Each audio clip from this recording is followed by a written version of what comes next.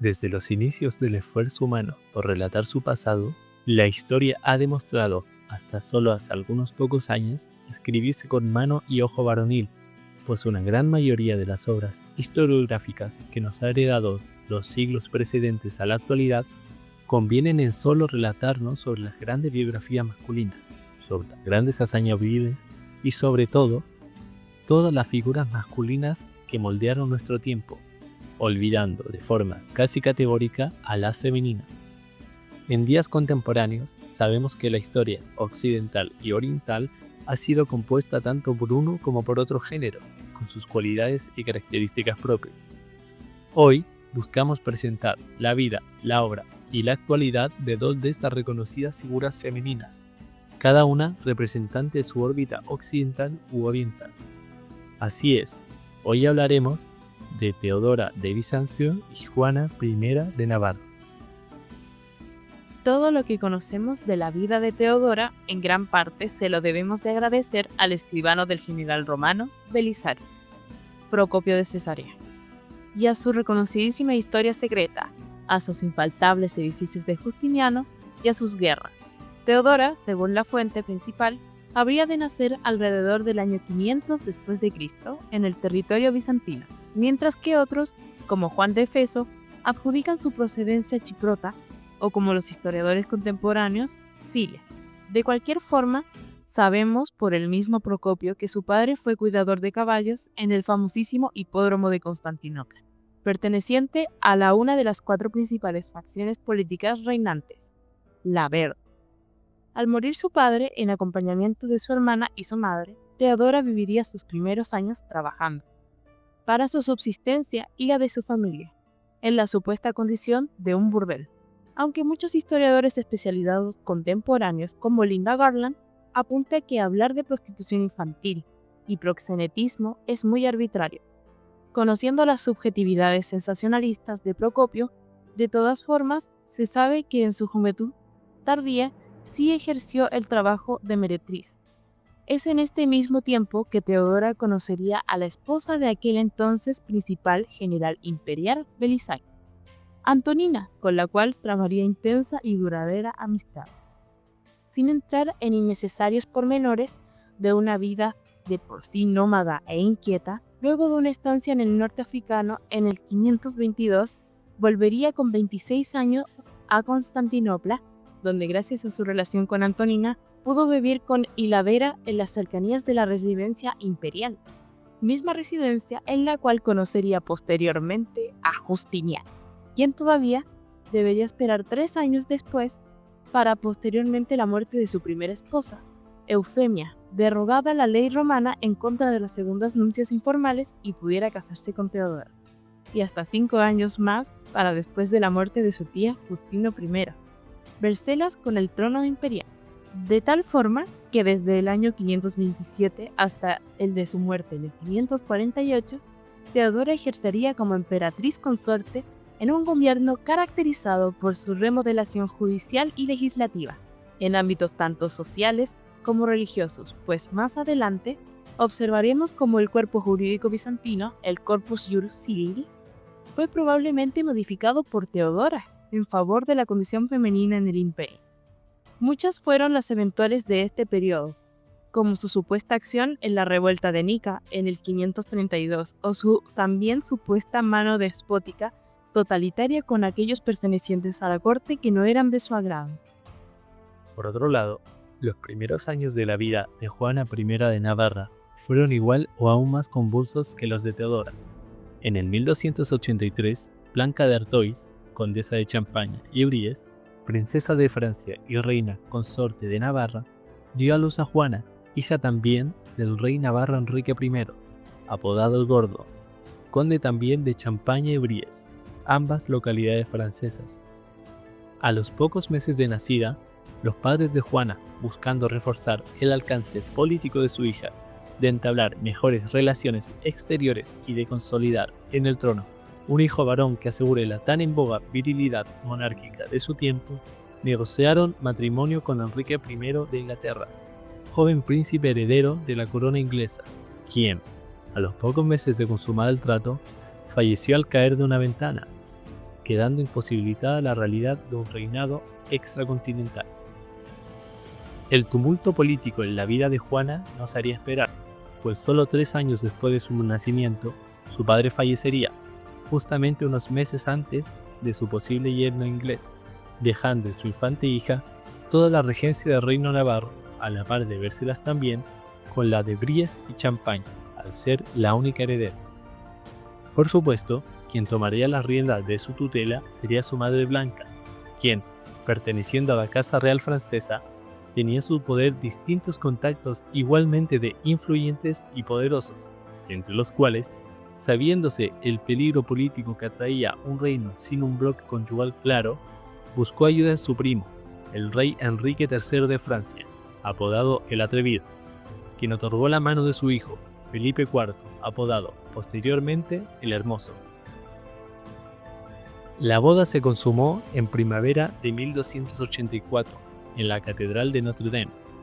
Tutelado el matrimonio por el suegro de Juana y padre de Felipe, vivieron como cónyuges solícitos hasta la muerte de este,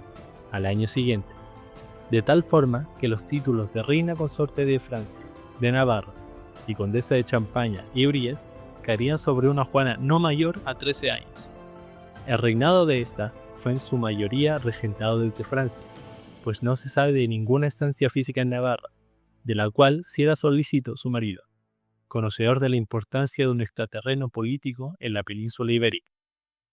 Siguiendo con la tradición patrilineal francesa, la gran mayoría de sus decisiones eran requisadas y dadas en acción a través de Felipe, quien, al ser un reconocido y autoproclamado defensor de la corona centralizada, motivó distintos conflictos exteriores, entre los cuales destaca la querella económica con el papado de Bonifacio VIII, de la cual se sabe que Juana habría tomado partido en favor de la regencia monetaria francesa autónoma de Roma. Otro importantísimo conflicto, del cual tenemos mejor conocimiento respecto a la obra de Juana, sería la guerra franco-flamenca, instigada por la insurrección de Flandes en contra de los elevados impuestos y peajes franceses que mermaban su creciente economía en un marco temporal caracterizado por la reactivación económica. Juana, en ausencia de su esposo, se levantaría en armas contra los flamencos movilizados en territorio francés, llegando a ser ella, en personal presencia, quien encarcelara a la cabeza política y bélica del cuerpo flamenco, al conde Enrique III de Bar. Sin llegar a ver el final del conflicto, Juana moriría a la edad de 29 años en el 1305, y siguiendo la tradición del Mos Teutonicus, su corazón fue enterrado en la iglesia de Saint-Pierre y sus restos mortales en París. El legado de cada una de estas mujeres no solo pervive en la historiografía tradicional y especializada, sino también en la realidad física de sus respectivos espacios de reinado. Partiendo ahora por Juana, en 1304 habría de llegar su palacete en la calle Saint-André-de-Sade, a fin de instalar ahí el reconocido Colegio Navarro de París, actualmente destruido por la Convención de 1793, del cual habrían de nacer distintas y reconocidas personalidades intelectuales, como el famoso y relevante cardenal Richelieu, el filósofo y astrónomo Nicolas de Oresme o el célebre filósofo Jacques Bossuet. Se puede incluir también, más como patrimonio inmaterial, la victoria frente a los flamencos en armas en 1301 y la victoria legislativa y económica frente a la corona romana en 1297, quien consolidó el Estado francés por encima de la influencia económica eclesiástica, de las cuales, recordemos, no se puede excluir el papel de Juana como figura relevante en su reconvención. Siguiendo con Teodora, es con ella que encontramos grandes elementos, especialmente en lo jurídico. El código Luris Civilis, compilado por Justiniano en el 543, sostiene varias prerrogativas en referencia a la figura femenina, como por ejemplo la posibilidad, ahora inducida por la legalidad imperial, de la desvinculación total de la sociedad conyugal, o sea, el divorcio, de la misma forma que obliga a los querellantes de la disolución a tomar partido en la crianza y el cuidado de los hijos vástagos de la relación. también amplifica en torno a la realidad de la mujer fuera de la normalidad y su seguridad, adjudicando la pena de muerte al violador y cuidando la situación de la mujer de oficio sexual, castigando, en caso de litigio, al proxeneta. Por otro lado, sabemos que la Catedral Hagia Sofía, actualmente en Estambul, fue construida en su mismo tiempo de vida y en referencia a esto debemos apuntar un elemento disonante de su vida religiosa. Teodora, al profesar la fe monofisista, considerada herética en el occidente cristiano y aún más en el oriental, dio pie para su defensa, representándola desde el trono imperial y reconociendo en Justiniano mayor influencia política. Es posible afirmar, basándonos en crónicas contemporáneas como el mismo Procopio, o nuevamente Juan de Efeso, que la persecución en contra del monofisismo, pese a no exigirse de forma absoluta, sí menguó bajo el alerón proteccionista de Teodora.